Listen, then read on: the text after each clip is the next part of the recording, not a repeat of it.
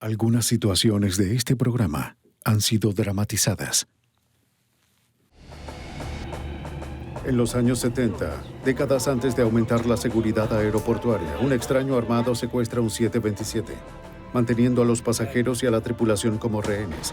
Para atrapar al secuestrador, el FBI comienza una persecución a lo largo del país. Mientras esta avanza, los agentes luchan por poner fin a tal huida de la justicia y por capturar a uno de los secuestradores más infames de los Estados Unidos.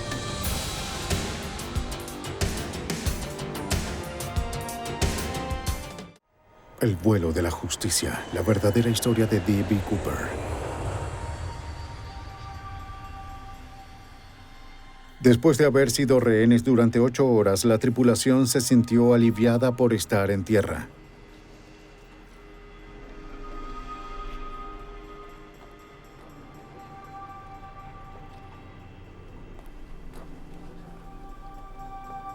El FBI les indicó que dejaran todas sus pertenencias en el avión.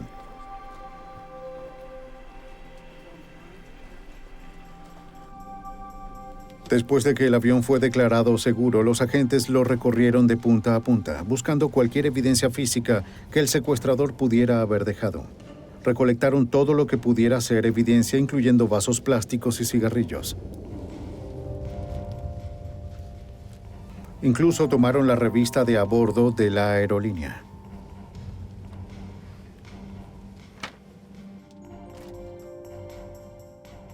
De la cabina se recuperaron los últimos planos de vuelo mecanografiados proporcionados por el secuestrador. Pero tal vez el descubrimiento más interesante de todos estaba en el bolso del auxiliar de vuelo Diane Surdin. Logró guardar una de las notas, una página escrita a mano por el secuestrador. Toda la evidencia fue enviada a los laboratorios criminales del FBI a las afueras de Washington, D.C. Estuvo pasando notas de atrás. En el aeropuerto, la tripulación fue interrogada. Tenía que devolverle las notas, llevarlas y devolverlas. Solo las auxiliares de vuelo detallaron bien al hombre, y eso fue después de que se hubiese disfrazado.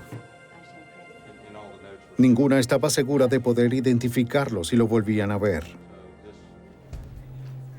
Hola, Callan. Mientras la policía local intensificaba su búsqueda, el FBI recibió una pista. ¿De dónde proviene ese reporte? Un patrullero de la autopista llamó al FBI de Utah y les dijo que tenía un amigo llamado Richard McCoy que pensó que podría estar involucrado. Entre las 10 y las 4. ¿Y cuántos encontró?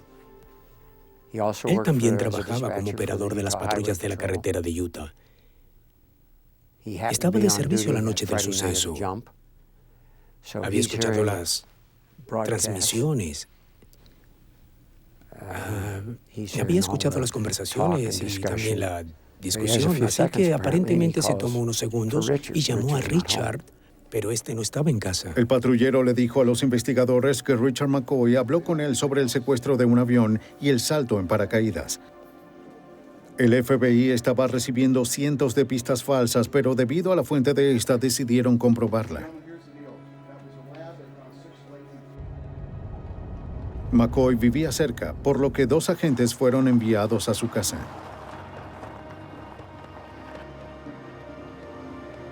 Vivía en una casa muy modesta en un suburbio de Provo.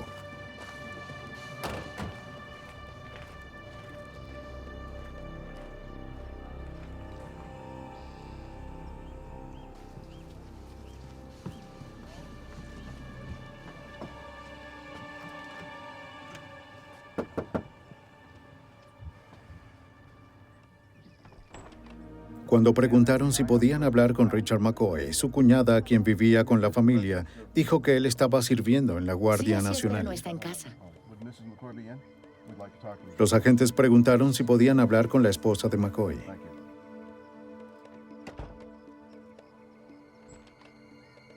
Lo siento. Ella les dijo que no podía atenderlos. Eso me hizo darme cuenta de que podría haber algo detrás de todo esto. Los agentes examinaron los antecedentes de McCoy. Tuvieron una copia de los registros de servicio del ejército.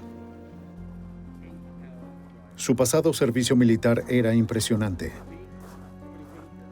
Había hecho 2 viajes en Vietnam, primero como experto en demoliciones y luego como boina verde. Más tarde se volvió a inscribir para entrenarse como piloto de helicópteros. Había recibido varias medallas, entre ellas la Cruz de Vuelo Distinguido y la de Corazón Púrpura.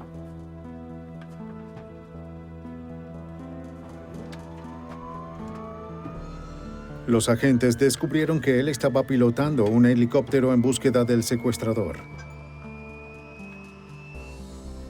El archivo militar contenía muestras de sus huellas dactilares y caligrafía que enviaron al laboratorio criminal. Richard McCoy fue sacado del servicio de la Guardia Nacional e interrogado por el FBI. Fue muy colaborador con los agentes. Sí. Accedió a proporcionar una muestra manuscrita.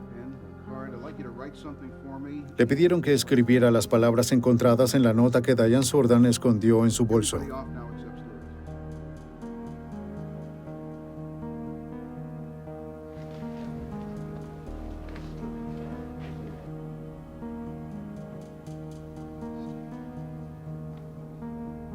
Get off the ground. Les dijo a los agentes que la noche del secuestro había salido a cenar con su esposa. Los agentes le tomaron una foto, pero no tenían lo necesario para arrestarlo.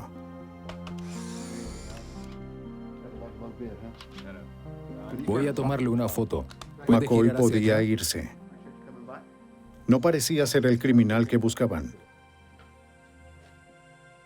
Era mormón y padre de 2 estudiantes de policía de la Universidad de Brigham Young. Los agentes se enteraron de que McCoy practicaba saltos en una escuela local de paracaidismo.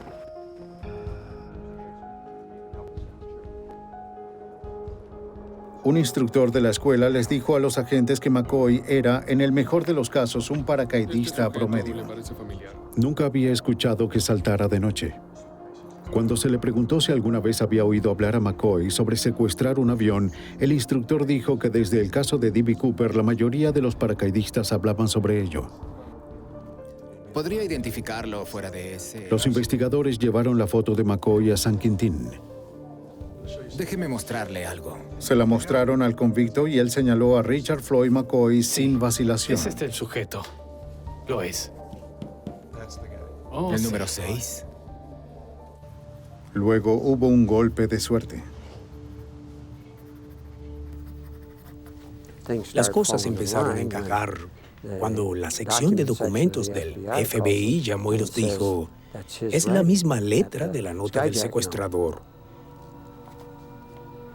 Luego llama el intendente de la división y dice que identificaron 2 huellas de la revista Meliner Magazine que fue tomada del asiento. Todo empezó a encajar. Los investigadores ya tenían suficiente para una orden de allanamiento y una orden de arresto. Richard Floyd McCoy Jr. podía saber cómo escapar en el aire, pero ahora estaba acorralado en tierra.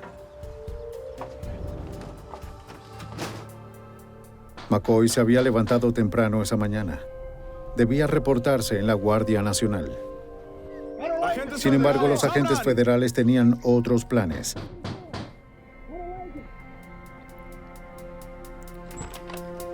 ¡Deténgase! ¡FBI! ¡Está bajo arresto! ¡Baja! ¡Baja al suelo! Está bien, tranquilos, tranquilos.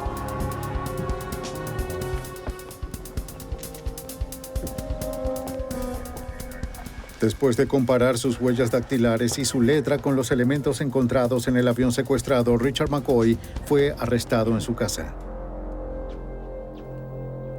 Ya que está bajo arresto, voy a leer sus El agente derechos. principal Russell Callum sentía que la motivación de McCoy era obvia.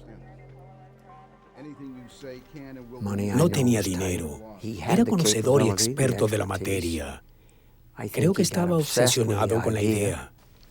Digo eso basado en la opinión de alguien de las personas que lo conocían, en lo que dijeron que le escucharon decir. Estaba contra la pared. Todos retrocedan. Los medios de comunicación que habían estado siguiendo la búsqueda se centraron en la detención y estaban presentes cuando McCoy fue arrestado. Amigos y vecinos de la tranquila ciudad de Provo quedaron atónitos ante la noticia. Preparados con una orden, los agentes del FBI registraron la casa.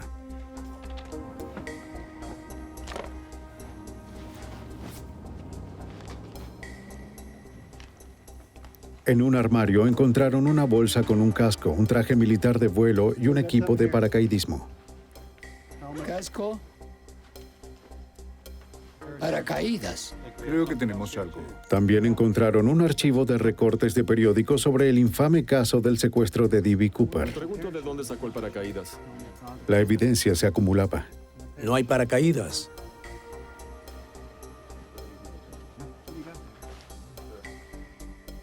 Una pistola calibre 45 fue encontrada junto a una granada,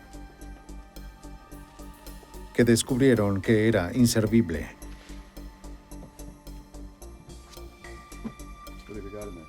Luego los investigadores descubrieron lo más impresionante de todo: $499,970. Solo faltaban $30 del $500,000.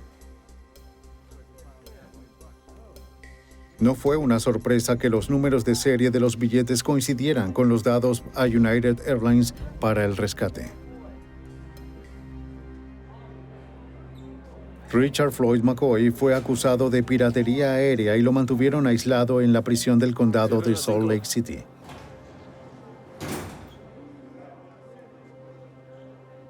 El caso del FBI parecía hermético. Estaban interesados en probar la conexión entre McCoy y Cooper. El FBI comenzó a profundizar en el caso de D.B. Cooper.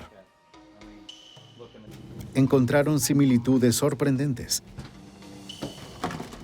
Tanto Cooper como McCoy usaban nombres falsos y disfraces. Ambos dieron instrucciones al piloto con formularios de la agencia federal. La forma en que los pasajeros fueron trasladados al frente del avión y finalmente liberados fue idéntica en ambos casos.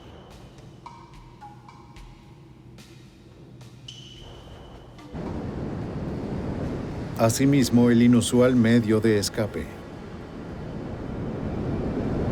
Los investigadores descubrieron que la noche del salto, McCoy aseguró el dinero a su ropa y saltó fuera del avión.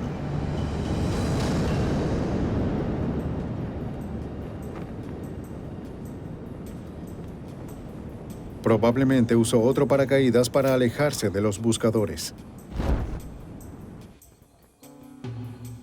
Debió haber aterrizado en un campo fuera del perímetro de búsqueda del FBI.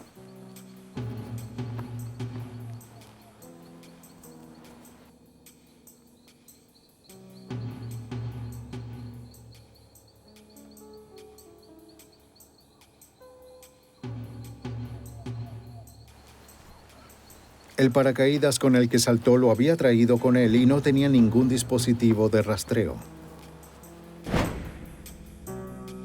Pero la evidencia más intrigante que unía a McCoy con Cooper fue algo que Cooper dejó en el avión: una corbata con sujetador, ambos identificados como pertenencias de Richard McCoy por sus familiares. La evidencia, sin embargo, era puramente circunstancial. No hubo huellas dactilares que implicaran a McCoy con la escena del primer secuestro. Tampoco había pruebas de su paradero el día del crimen, y no hay rastros del dinero. El 26 de junio de 1972, Richard Floyd McCoy Jr. fue sometido a juicio por piratería aérea. El Estado presentó su caligrafía y pruebas de huellas digitales al testigo que identificó al sospechoso entre las fotos, las armas y el dinero de rescate que se encontró en la casa del acusado. El jurado dio un veredicto en 90 minutos. Culpable.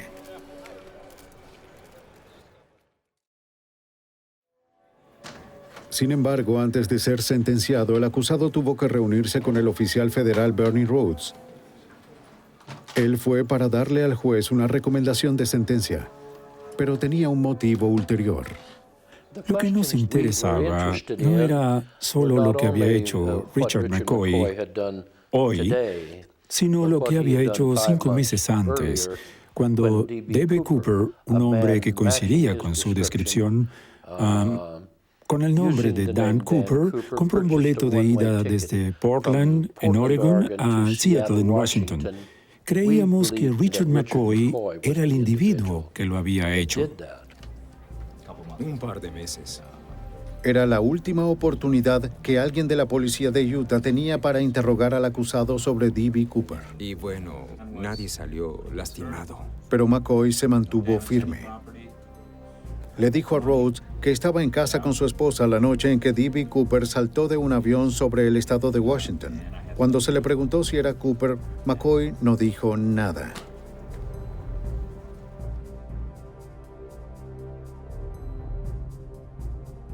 Richard McCoy fue condenado a 45 años de arresto en una penitenciaría federal. El secuestrador fue enviado a la instalación de máxima seguridad en Lewisburg, Pensilvania. Detrás de las cercas de alambre, los investigadores estaban convencidos de que ya habían escuchado suficiente de Richard McCoy y D.B. Cooper. El agente del FBI, Russell Callum, recuerda que Richard McCoy no compartió su opinión. Y recuerdo muy bien que dijo, te lo diré de una vez, me voy a escapar. Me lo dijo en mi cara, me voy a escapar. Cuando llegó, se le dijo a los guardias que lo vigilaran de cerca, según el guardia retirado Randy Nunn. McCoy estaba en la lista roja porque estaba cumpliendo 45 años por piratería aérea y había comentado que no cumpliría los 45 años, que a la primera oportunidad saldría de ahí. Habiendo completado más años de educación superior que el preso común, a McCoy se le asignó un trabajo en el laboratorio dental de la prisión. Aunque los guardias lo vigilaron de cerca, no estaban lo suficientemente cerca.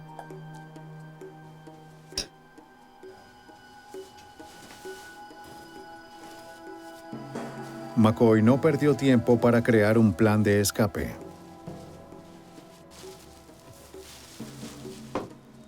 Empezó a hacer un arma con yeso dental.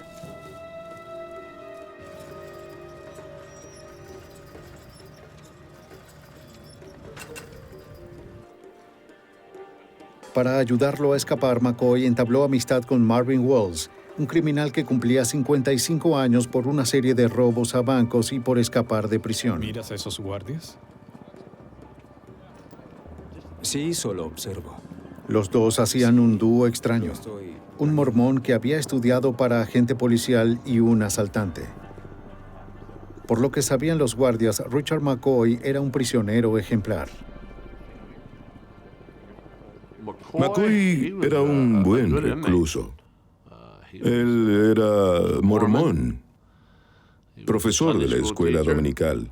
McCoy era tranquilo, pero algo calculador. McCoy. En 1973, después de 10 meses en prisión, el Tribunal de Apelación confirmó su condena y la Corte Suprema negó cualquier apelación. McCoy pensó que las apelaciones podían ser su boleto a la libertad, pero ahora no iba a ir a ninguna parte. Incluso había sido excomulgado de la iglesia mormona. Era el momento de hacer su escape.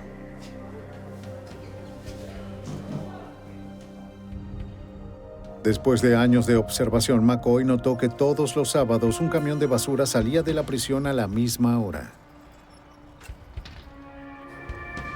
A la puerta de seguridad le tomaba exactamente 16 segundos para cerrar después de que el camión entrara. Aquí está. Equipados con el arma de calibre 45 hecha de yeso, los dos hombres esperaron el momento adecuado. McCoy y Wells necesitaban ayuda, así que se unieron a otros 2 ladrones convictos.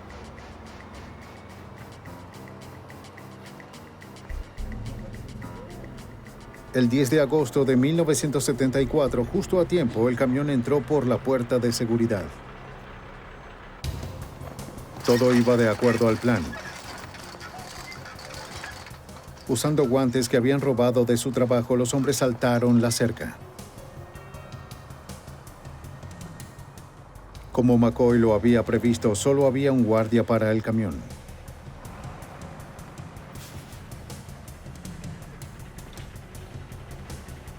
Estaba desarmado. ¡Vamos, baja, quieto! ¡Vamos, bájate! ¡Vamos, bájate! ¡Vámonos, deprisa! ¡Bájate, vamos!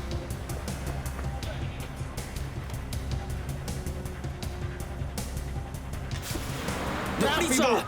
Los hombres aceleraron el camión y derribaron la puerta de seguridad. El oficial de la torre disparó contra el camión, pero las balas rebotaron sobre el pesado acero. Para cualquier escape tienes que tener un buen plan, pero también tienes que tener mucha suerte. Y estos chicos la tuvieron. Cuando atravesaron la puerta de seguridad, esta se levantó y quedó sobre el camión de basura. Tenemos a unos prisioneros escapando. Envíen las unidades.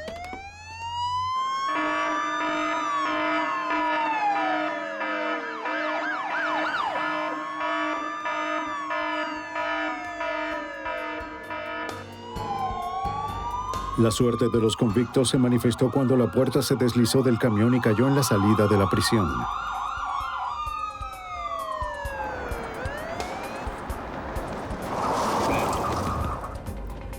Cuando los oficiales llegaron, encontraron la vía bloqueada.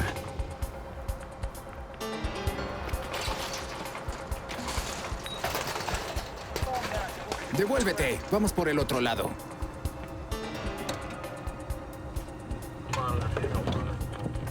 Se devolvieron para tomar otra salida, lo que le dio a los convictos un tiempo preciado. La policía se desplegó por todo el estado.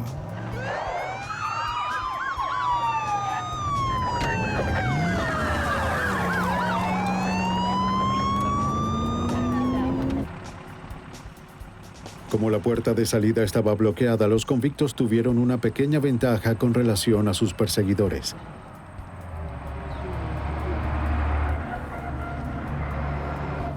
Los fugitivos se desviaron en una vía fuera de la prisión cuando vieron a una pareja que salía de su auto.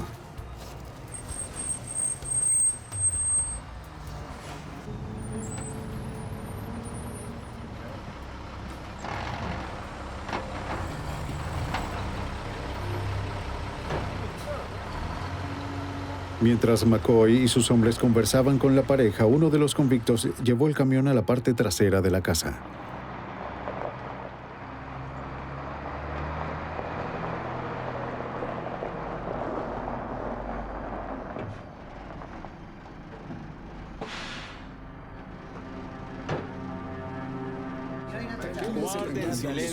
Dentro, los hombres le dijeron a la pareja que solo necesitaban ropa y el auto para huir desapercibidos.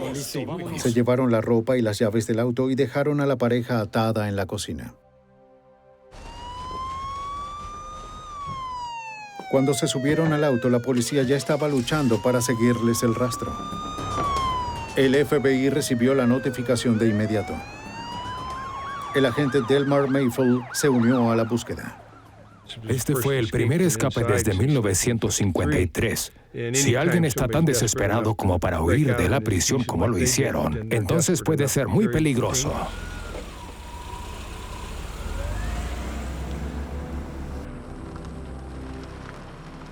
Richard McCoy había cumplido su promesa. Era libre una vez más.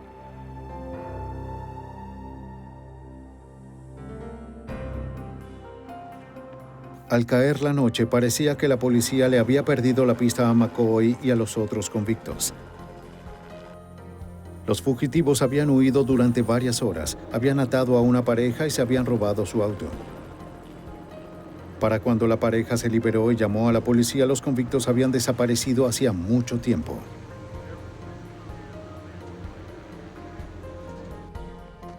La policía amplió su perímetro de búsqueda alrededor de la prisión. Los investigadores creían que los hombres estaban armados y eran peligrosos. No encontraron pistas sobre la dirección en la que viajaban. A la mañana siguiente, la policía estatal, los oficiales del alguacil y los agentes del FBI utilizaron perros de búsqueda y helicópteros. Revisaron las montañas boscosas en un radio de 32 kilómetros alrededor de la prisión. Bueno, descubrimos en qué dirección iban, que estaba al oeste. Todos asumieron que se dirigían a las montañas. Conocía la zona bastante bien, había muchas cabañas allá, la gente pasaba el fin de semana ahí.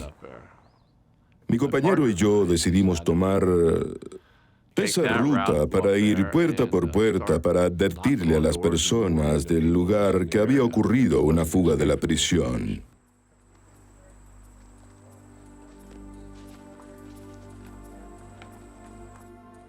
Mientras los investigadores buscaban el oeste, los convictos se movían hacia el sur.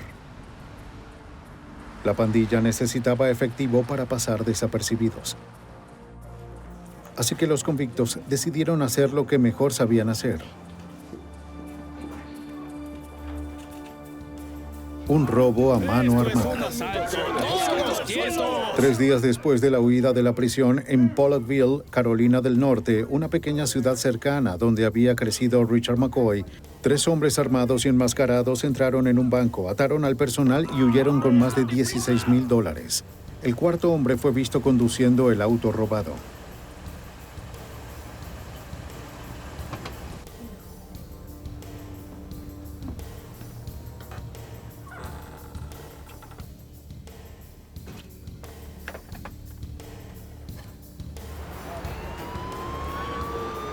El agente especial Bob Fanning y otros miembros del FBI fueron llamados para trabajar en el caso.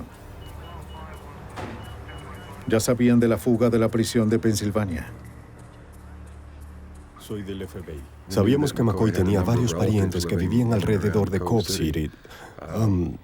Era de suponer que iban a esa dirección y que posiblemente contactaría a algunos de sus parientes. Aparecieron de pronto. Casi de inmediato sospecharon de Richard McCoy y su pandilla. Nos dijeron que eran 3 individuos. Podrían haber estado implicados en esto debido a que McCoy y los 3 sujetos con los que había escapado eran ladrones de bancos. ¿Por qué no viene aquí? Quiero hablarle un minuto. Lo siento, no entendí lo que decía. Los agentes no pudieron confirmar sus sospechas. Ninguno de los cajeros vio a los ladrones con suficiente claridad como para identificarlos. Se organizó una búsqueda masiva. Pero el terreno, una zona pantanosa rural, dificultaba las cosas. Junto con un par de agentes, pasamos varias horas conduciendo por las carreteras secundarias del lugar para ver si observábamos algo inusual. Estábamos explorando la zona y buscábamos el auto que había sido robado en Pensilvania.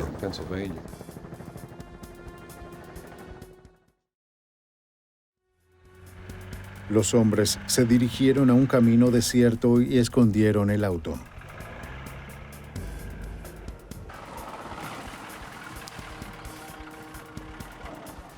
¡Vamos! ¡A trabajar, chicos!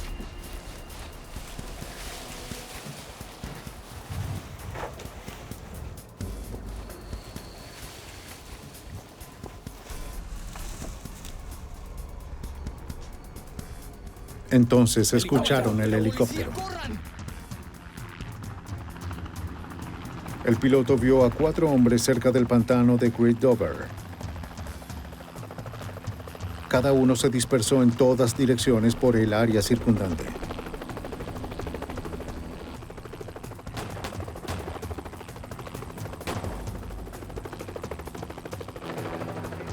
El piloto pidió apoyo.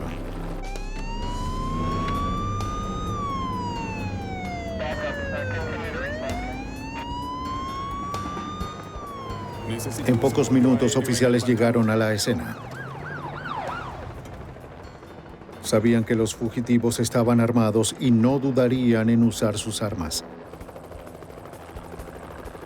El helicóptero siguió a 2 de los hombres y guió a la policía hasta ellos.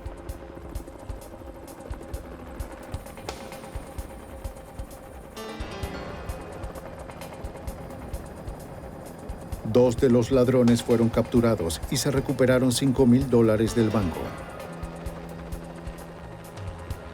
Los agentes confirmaron que los hombres eran los convictos que habían estado buscando desde que huyeron de la prisión en Pensilvania.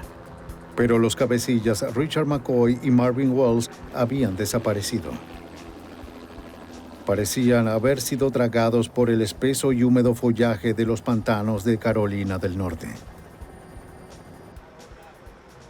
El FBI y la policía local concentraron su búsqueda en la zona, pero de nuevo perdieron a Marvin Wells y a Richard McCoy.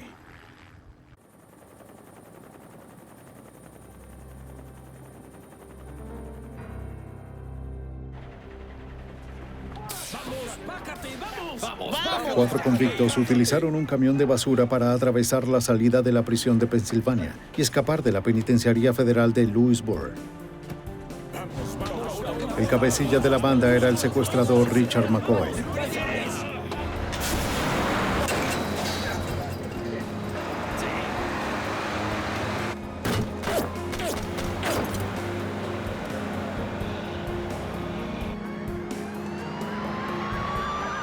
Mientras la policía estaba rastreando a los fugitivos, estos estaban ocupados robando bancos.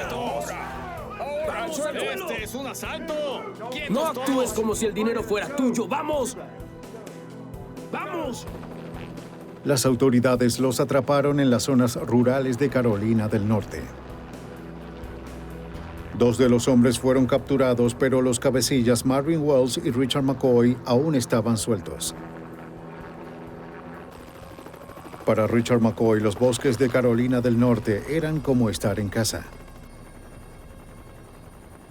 McCoy pasó muchas horas de su juventud en los pantanos infestados de serpientes del condado de Craven, explorando su laberinto de entradas y canales ocultos. El FBI puso a sus principales investigadores en el caso, pero fue inútil. Pasó un mes, luego otro. Los funcionarios finalmente tuvieron que admitir que McCoy y Wells se habían escapado lejos de la zona. De hecho, se habían dirigido hacia el oeste.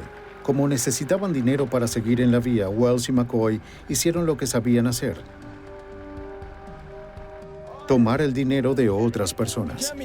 ¡Ya mismo! Meses después de su huida, 2 hombres armados que coincidían con la descripción de McCoy y Wells entraron en un banco en Maryville, en Tennessee. Date prisa, danos el dinero. En cuestión de minutos se habían quedado con más de $76,000. No está mal para un ladrón de bancos profesional y un maestro de la escuela dominical.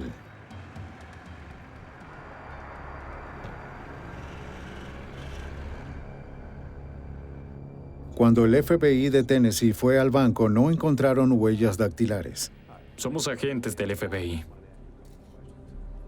Como los rostros de los ladrones estaban cubiertos, nadie podía describirlos. Según un informe del FBI, uno de ellos fue descrito como silencioso, de voz suave, y hablaba como si tuviera algún grado de instrucción. Era de su estatura. ¿De mi estatura? El FBI estaba buscando por todo el sureste al par que robó el banco. Terminaban en los mismos callejones sin salida. Después de que los hombres robaban un banco, parecían desaparecer. En Virginia, la oficina de Norfolk del FBI tuvo una pista cuando recibieron una llamada anónima. McCoy y Wells estaban escondidos en una casa cercana. FBI, O'Hara. El agente especial Nicholas O'Hara fue asignado al caso. ¿Great Neck? Mi supervisor me llamó a la oficina porque tenía algo sobre el caso de McCoy. Me llamó a la oficina y me dijo que tenía una dirección que quería que revisara. Pues podía haber alguna relación. ¿Estás seguro de que son ellos? O'Hara coordinó la búsqueda del FBI de los fugitivos. Comenzaron intentando determinar si la pista era válida. Empezamos a tocar las puertas de los vecinos y les mostramos fotos de los sujetos. Nos dijeron que había 2 hombres, como de la misma edad, blancos, que realmente eran buenos vecinos. No obtuvimos una respuesta positiva de si esas personas eran las que estábamos buscando, pero era algo bastante bueno. Los agentes comienzan a vigilarlos. Necesitaban identificarlos. Si este era su escondite, estaban decididos a no dejarlos escapar de nuevo. Así que fuimos al otro lado de la calle y pasamos toda la noche observando la casa. Durante 2 días, O'Hara y sus hombres apostaron por el sospechoso escondite de McCoy y Wells. No había ninguna señal de los hombres. Vigilan los alrededores del vecindario.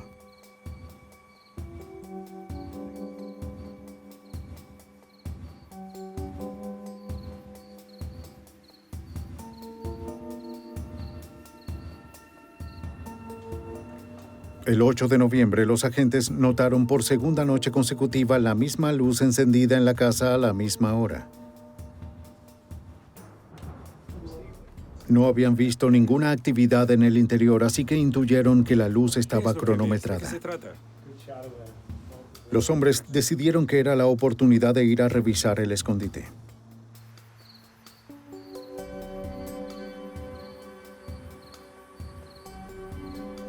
Estaban preparados en caso de que los fugitivos estuvieran adentro.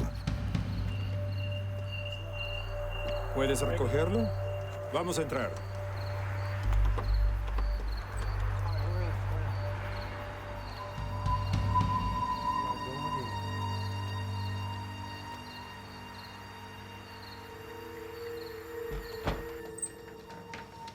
Pero la casa estaba vacía. Encontramos armas completamente cargadas en cada ventana y hubo un recorte que encontramos sobre un robo de banco en Maryville, Tennessee, donde 2 individuos enmascarados habían robado unos $76,000.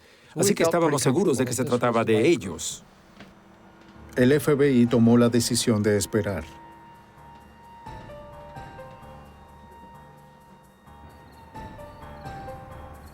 Mientras esperaban, uno de los equipos de vigilancia detectó a Wells y a McCoy.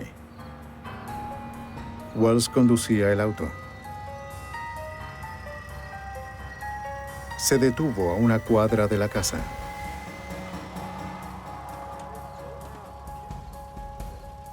Era la noche de un sábado frío y húmedo.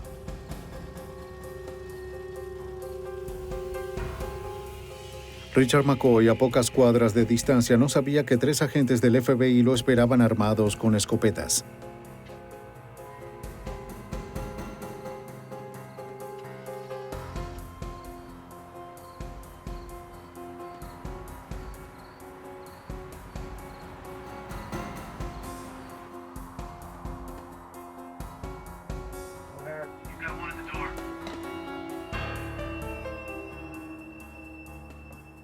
Richard McCoy pronto estaría en sus miras.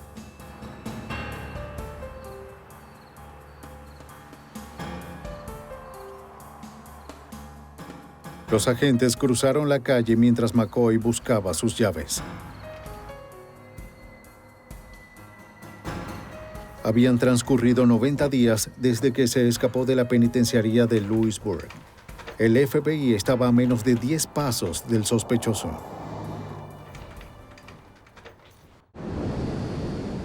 A lo largo de 3 largos años, Richard McCoy pasó de ser un hombre de familia respetuoso a un criminal despiadado. Había secuestrado un avión, robado varios bancos y escapado de una prisión federal. En noviembre de 1974, hacía 3 meses que él y Marvin Wells habían atravesado la puerta principal de la penitenciaría de Lewisburg. El FBI los estaba persiguiendo.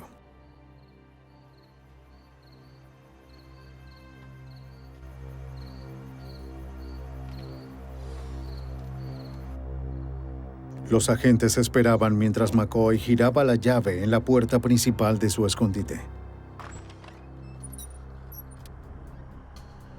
Cuando McCoy escuchó al FBI, tomó su arma y disparó. ¡FBI, alto!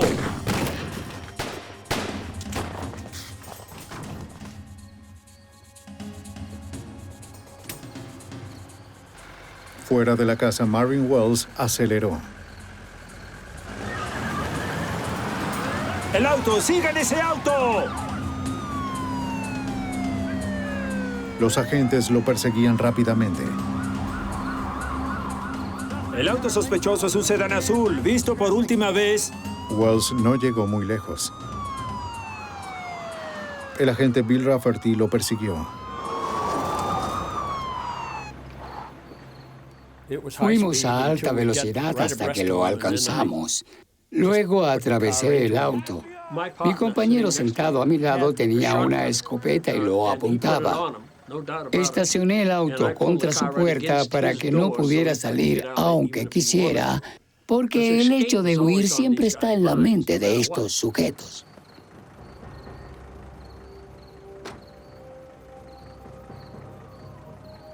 Los agentes esposaron a Wells y lo acompañaron de vuelta a la casa. Marvin Wells y Richard McCoy habían sido detenidos. Richard McCoy murió instantáneamente de una herida de bala en el pecho. Pasaron 90 días desde que Richard McCoy y Marvin Wells escaparon de la Penitenciaría Federal de Lewisburg. Para McCoy, el día 90 de libertad fue el último.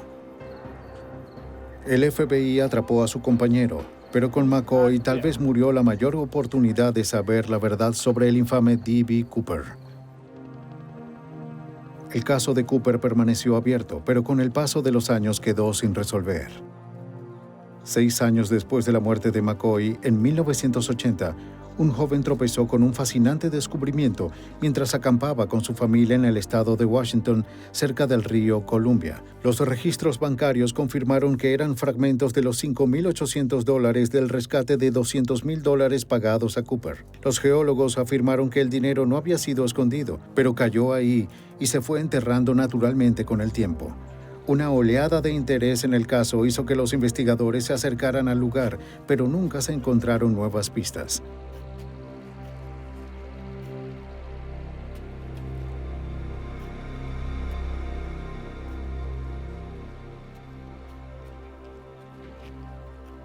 Unos meses más tarde, la erupción del monte Santa Elena cubrió toda la zona con un grueso revestimiento de cenizas. Para algunos, este hallazgo confirmó la creencia de que Cooper, quienquiera que fuera, murió en otoño en Washington. Pero para otros, el descubrimiento de dinero solo ayudó a comprobar el motivo. Si D.B. Cooper sobrevivió a la caída pero perdió el dinero en el aire, tendría más razones para volver a intentar lo mismo. Dan Cooper y Richard McCoy son probablemente el mismo sujeto.